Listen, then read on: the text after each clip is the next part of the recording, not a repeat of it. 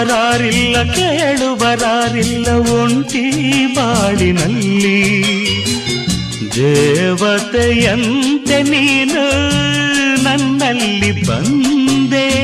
ಹೃದಯ ಅರಳಿತು ಮನಸ್ಸು ಕುಣಿಯಿತು ಈ ಸವಿ ಮಾತನು ಕೇಳಿ, ಈ ಸವಿ ಮಾತನು ಕೇಳಿ.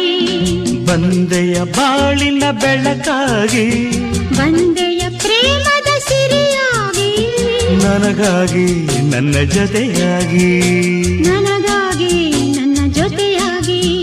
ಸ್ನೇಹದ ಮಾತಿಂದ ಪ್ರೀತಿಯ ಜೇನಿಂದ ತುಂಬುತ್ತ ಆನಂದ ಬಂದ